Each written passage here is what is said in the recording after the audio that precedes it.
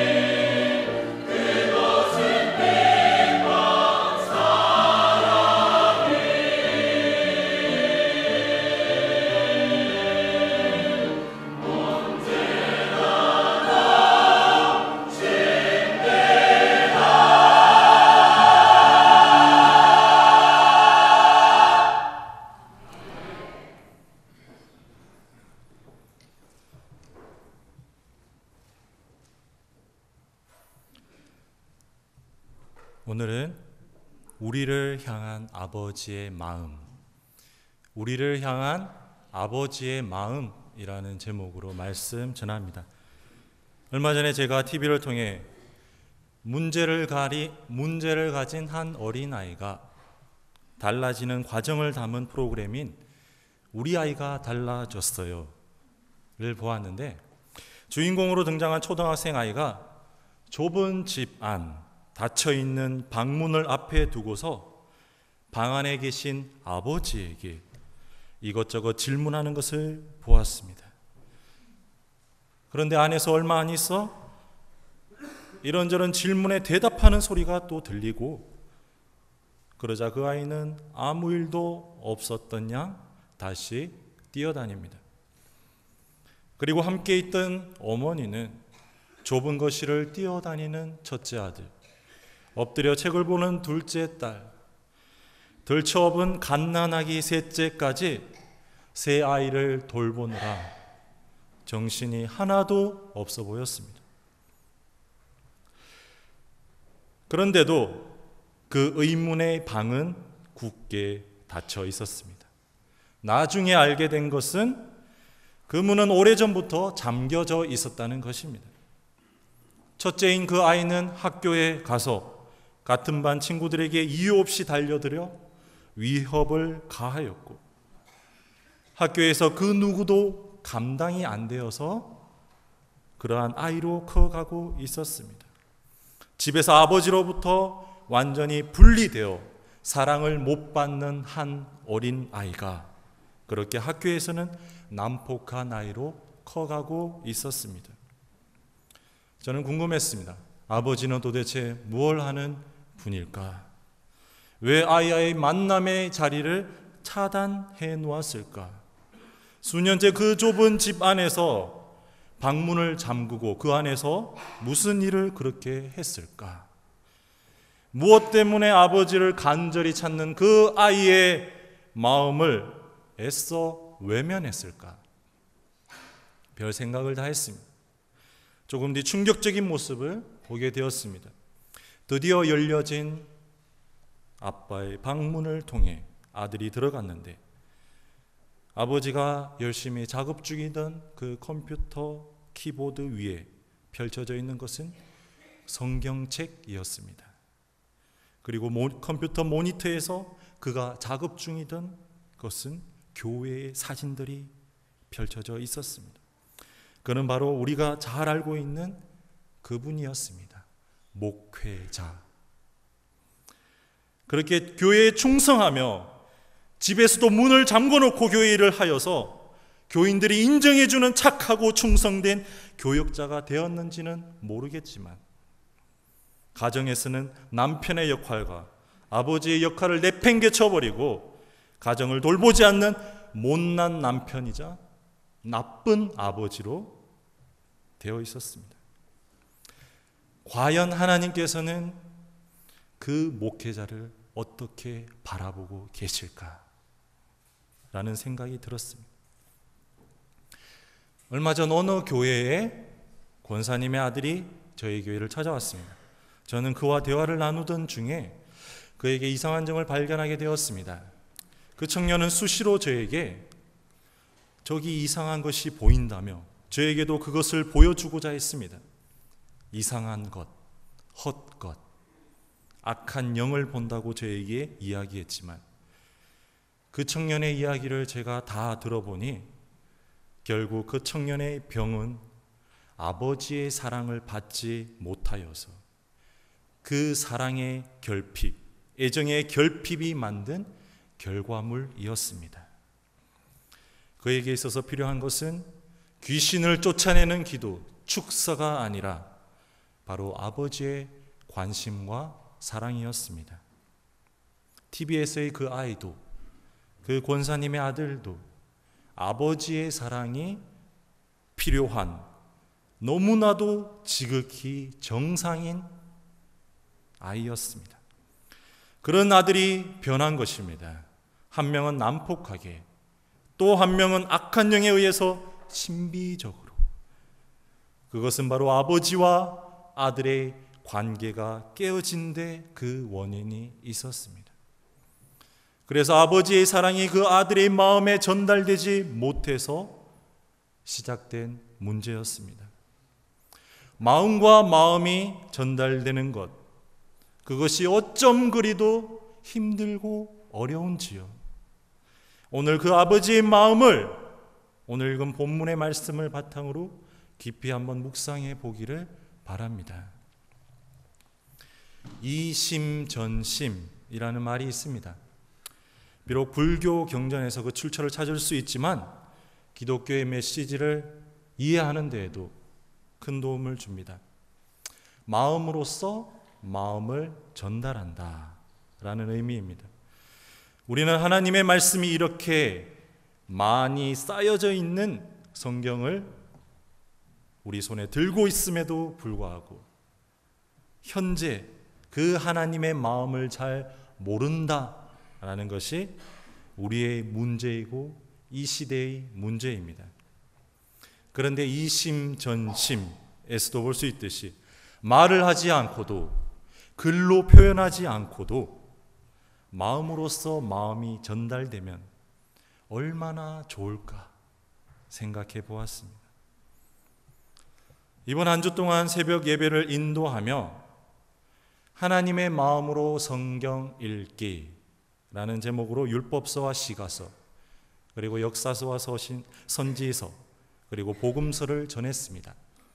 내일 새벽에는 마지막으로 서신서와 계시록을 하나님의 마음으로 읽기라는 제목으로 말씀을 전합니다. 말씀을 전하면서 제가 받은 은혜는 현재 우리에게 절실히 필요한 것은 우리의 눈으로 성경을 여러 번 읽는 것이 아니라, 그렇다고 2000년 전에 이스라엘 백성의 눈으로 성경을 보는 것이 아니라 하나님의 마음으로 성경을 읽는 것이 필요하겠구나라는 것입니다. 만약 우리가 하나님의 마음을 알게 된다면, 하나님의 마음이 우리에게로 전달된다면 지금 우리의 모든 문제가 해결될 텐데 라는 생각이 들었습니다. 여러분, 다음의 사실을 아십니까? 하나님의 마음은 하나님을 아버지로 모시는 자녀에게 그저 주어지는 값없는 선물이라는 사실 말입니다. 그래서 지금 여러분이 하나님의 마음을 잘 모른다고 하면, 그 마음이 잘 전달되지 않는다고 하는 분이 계시다면 집에 가셔서 현재 믿고 있는 하나님의 신앙에 대해서 심각하게 한번 고민해 보시기를 바랍니다.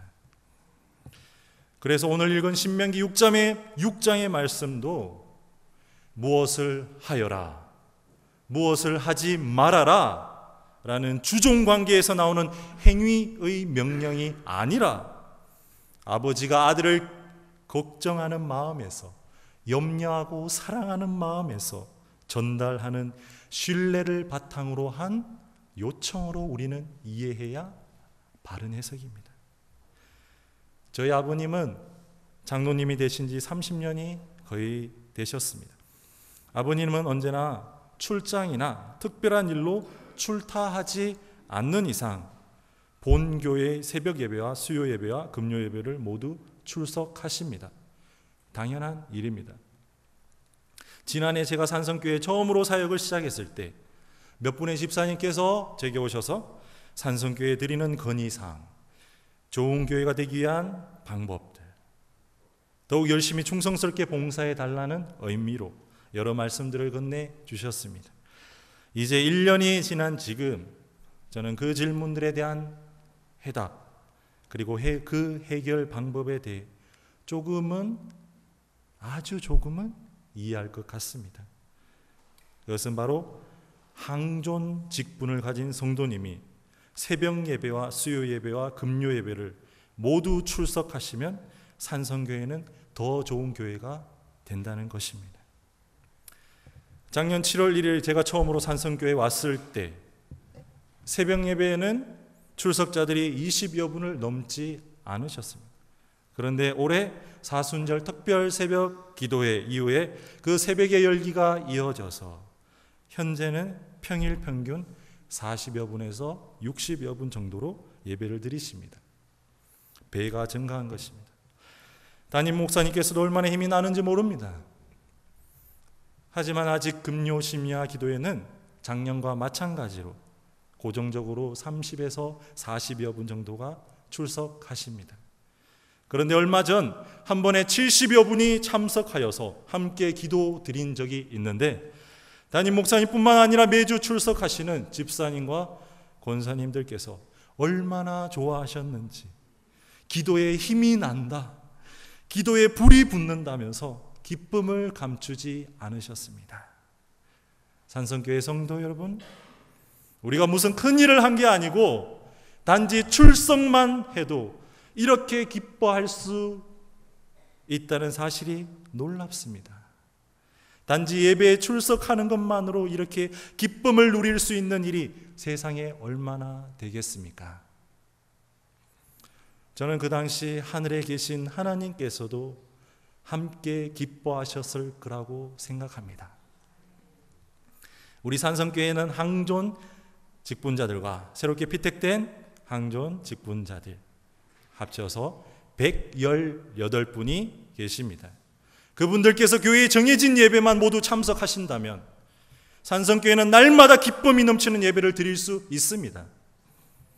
우리가 하나님을 섬기는 자로서 예배를 사모하고 예배를 즐겨 드리는 마음, 그 마음이 바로 우리를 향한 아버지의 마음이라고 저는 생각합니다.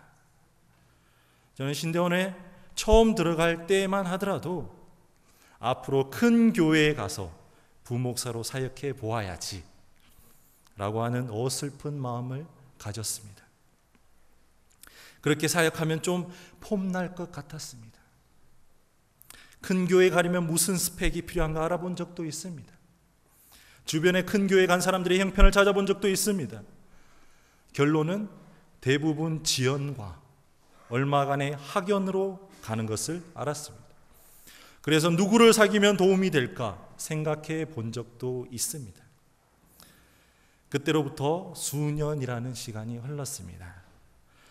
지금은 큰 교회와 그 교회들이 행하는 행동들이 사회에 미치는 영향들을 바라보면서 큰 교회는 사회의 악이다라는 생각까지 듭니다. 지금은 그 큰 교회가 무너져야, 작은 교회로 모두 흩어져야 한국 교회가 살아날 수 있지 않을까 생각도 합니다.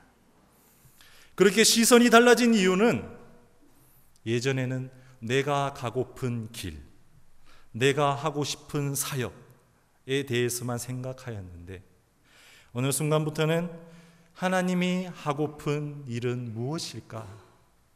하나님이 세상을 향해, 교회를 향해 품고 계신 마음은 무엇일까? 라는 데 생각이 가게 되었고, 하나님께서 그렇게 고민하는 저에게 일품보다 조금 못되는 마음을 허락하셨다고 생각합니다. 얼마 전에 저는 우리 그리스도인들이 믿는 영적인 고향인 이스라엘, 그 이스라엘과 맞닿아 있는 시리아의 소식을 듣게 되었습니다. 2009년에 제가 성지 4차 일주일 정도 방문했던 나라이기도 합니다. 그 땅은 사도 바울이 안수를 받고 영의 눈이 떠진 곳이고 아브라함과 이삭과 야곱이 거쳐간 성서의 땅이었습니다. 그런데 그곳이 현재 전쟁 중입니다. 2011년 1월부터 시작된 시리아 내전은 지금 현재 매달 5천 명이 목숨을 잃고 현재까지의 사망자 총수가 9만 3천 명에 이른다라는 유엔의 보고를 뉴욕타임즈에서 들었습니다. 이것이 현재 우리가 사는 땅에서 벌어지는 일입니다. 여러분, 지금 하나님의 눈과 마음은 어디를 향해 있을까요? 또 하나의 소식은 영국의 기독교가 소수 종교로 전락할 위기에 처했다는 소식입니다.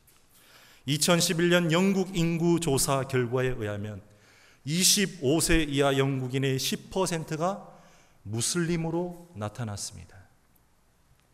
이렇게 계속 진행된다면 10년 이내 영국의 최대 종교는 기독교가 아니라 이슬람이 될 거란 분석이 나왔습니다. 우리가 잘 알다시피 영국은 우리나라와 미국에 복음을 전해준 나라입니다. 그리고 현재 산성교회의 신앙의 바탕이 된 장로교회가 처음으로 시작된 나라입니다. 그런 영국이 현재 영적으로 무너지고 있습니다. 우리나라에서도 동일한 현상이 벌어지고 있습니다.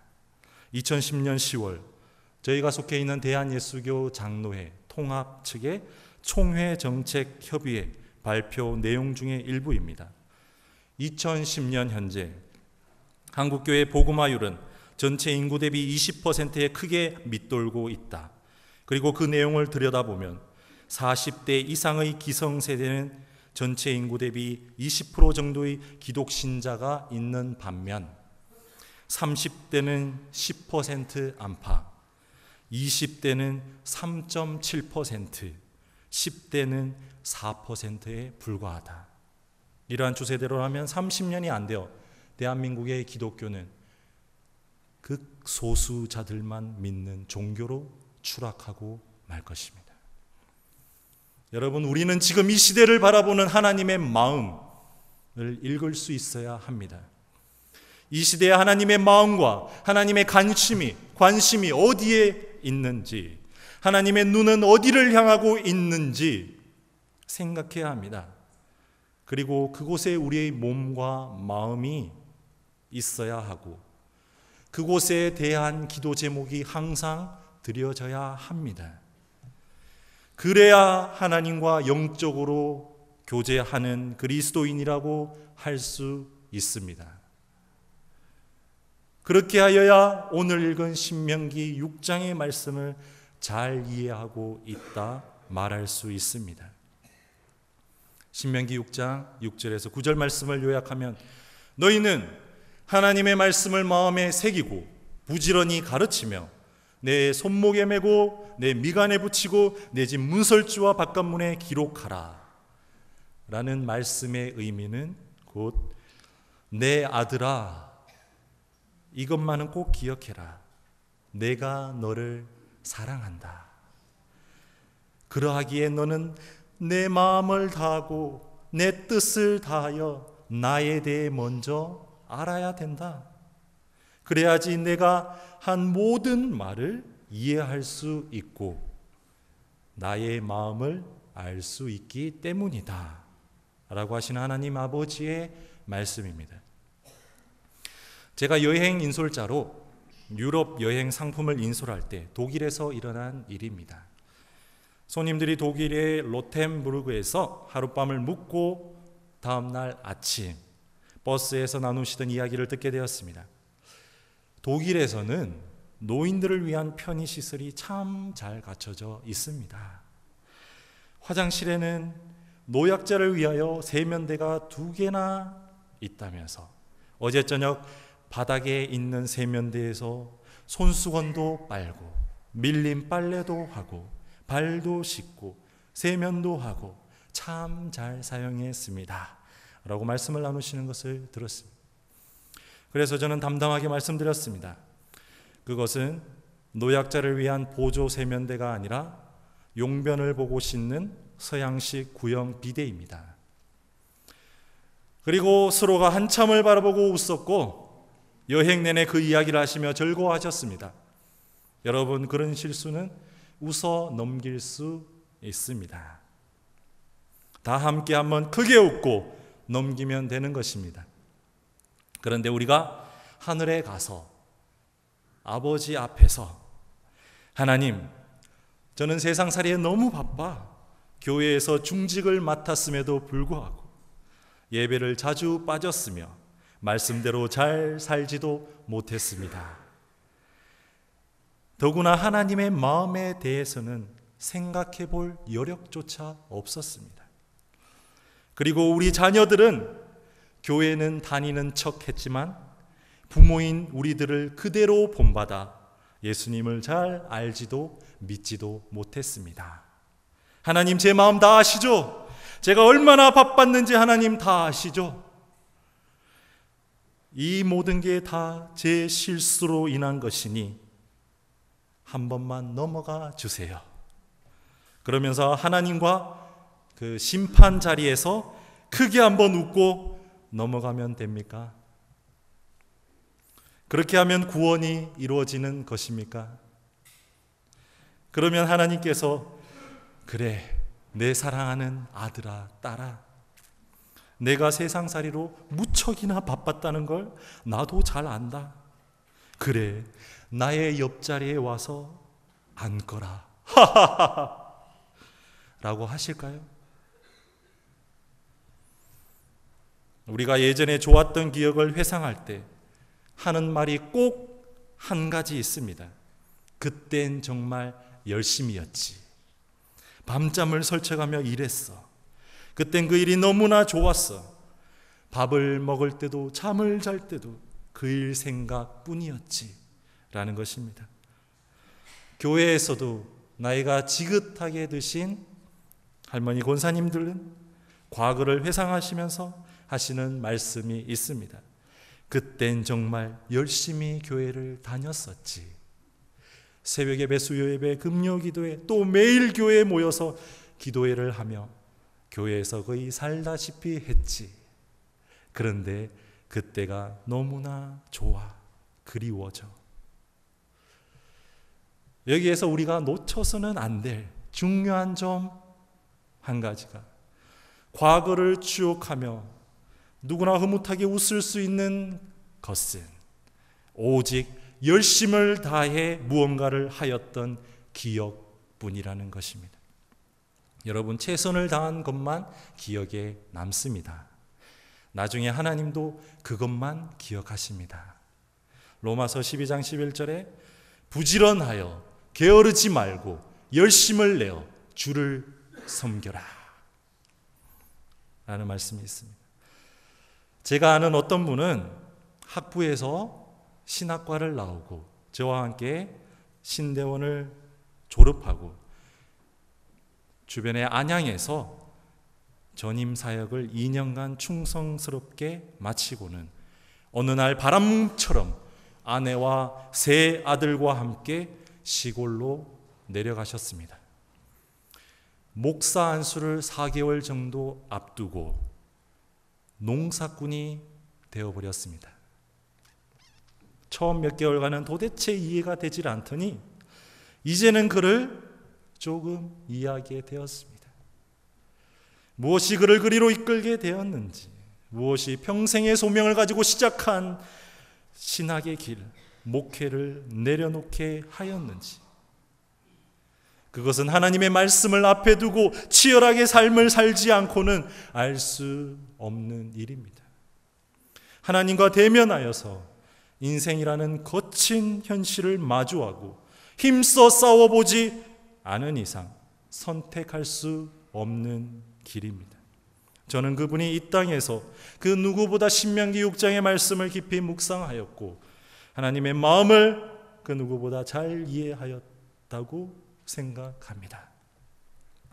오늘 읽은 말씀 속에는 한 사람의 인생을 송두리째 변화시킬 수 있는 힘이 있는 말씀입니다. 이미 신명기 6장의 말씀을 통해 유대인이라고 불리는 한민족의 운명이 변화한 사건을 우리는 지금 눈으로 보고 있습니다. 하지만 또한 신명기 6장의 말씀은 태어나면서부터 수백 번 이상을 들었던 사람이 아무런 변화 없이 지금 이렇게 살아가고 있다는 확실한 증거들을 우리는 교회 안에서 보고 있습니다. 우리가 평소에 수십 번, 수백 번 읽어서 너무나 익숙한 말씀이라고 하더라도 그 말씀이 우리 안에서 살아 움직이지 않는다면 그 말씀과 우리의 삶은 별개입니다. 달리 말하면 말씀의 주체이신 하나님과 우리와 아무런 관계가 없다라는 것입니다. 레위기 19장 2절에 다음과 같은 말씀이 있습니다. 너는 이스라엘 자손의 회중에게 말하여 이르라. 너희는 거룩하라. 이는 나 여호와가 거룩함이니라. 위 말씀은 좋은 쪽으로 해석하면 우리는 하늘의 아버지를 닮기 위하여 날마다 거룩을 연습해야 합니다 라고 읽고 볼 수 있지만, 세상 사람들이 이 말씀을 가지고 안 좋은 쪽으로 해석하자면, 야, 너희 아버지는 거룩한데 너희들은 왜 그 모양이니? 그리고 열심히 믿는다는 너희들의 행동을 내가 지금 보고 있자니 너희가 믿는 하나님 아버지도 신뢰가 가질 않는다. 그래서 너희들이 다니는 교회는 절대 다니지 않겠다 라는 말로도 해석할 수 있습니다. 지금 우리는 어떠합니까? 우리의 모습은 주변에 어떻게 비춰지고 있습니까? 아니, 지금 우리는 아버지를 어떻게 알고 믿고 있습니까? 여러분, 말씀을 읽을 때 우리 안에 아버지의 마음이 전해지십니까? 그 마음으로 세상을 바라보고 계십니까? 그 하나님의 마음으로 예배를 드리고 세상 가운데로 나아가십니까? 아래는 제가 주로 이용하는 SNS에 올린 글입니다. 나의 이력, 기도 수백 회, 전도 수십 회, 헌혈 47회, 가난한 이와 함께 수십 시간, 기부 몇 푼. 이것이 내가 기록할 수 있는 이력의 전부입니다. 저는 목사의 기본 자질인 설교도 엉터리입니다. 가진 것이 전혀 없는 저는 달란트 또한 전무합니다. 그래서 저는 어렸을 적부터 하나님만 의지한 것 같습니다.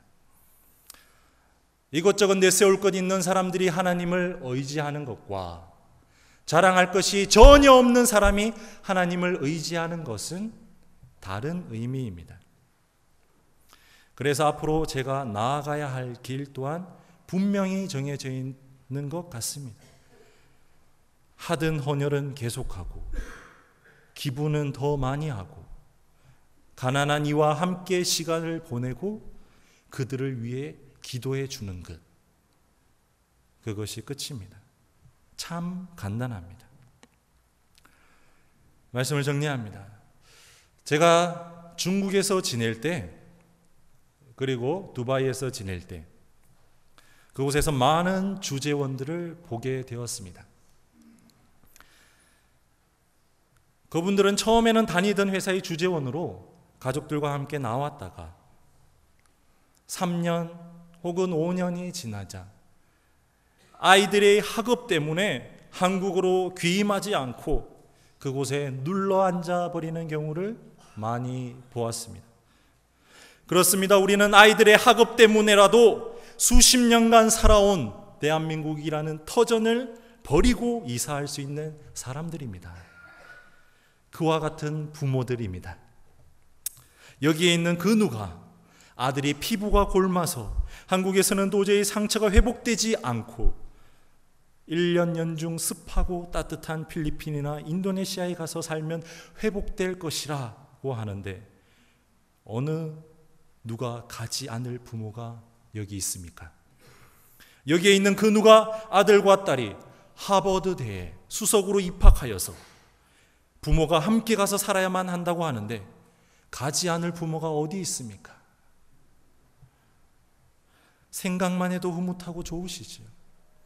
내 아이들의 미래가 달린 일인데 말입니다. 그런데 그와 같이 우리 자녀들이 부모에게 찾아와서 아버지, 어머니, 이곳은 예수님을 믿기에 너무나 힘든 곳이에요. 신앙생활을 도저히 할 수가 없어요. 라고 한다면 우리 아이들의 영원한 생명을 위해서, 하나님을 섬기는 참된 신앙을 위해서, 그래, 우리가 이사를 가자. 그리고 내가 다니던 직장도 포기하마. 라고 할 분이 계십니까?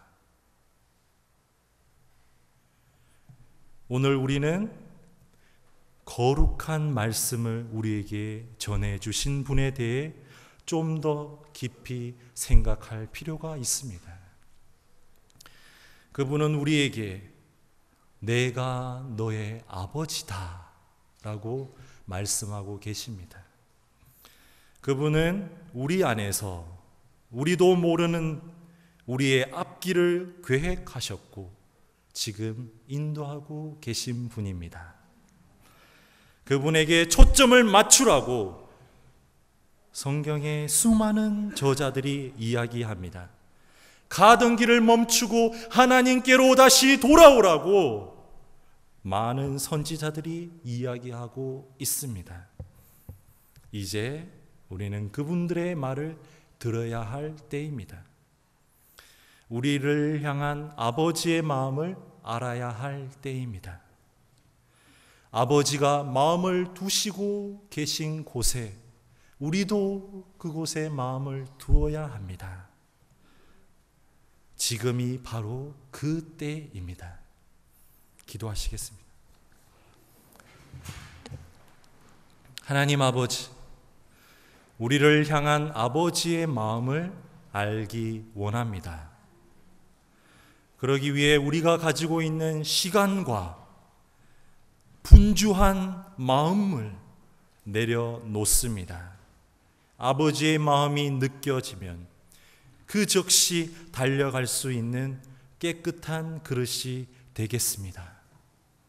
우리를 불쌍히 여기셔서 이렇게 그냥 내버려 두지 마시고 하나님의 일에 저희도 사용하여 주시옵소서. 주 예수 그리스도 이름으로 기도합니다.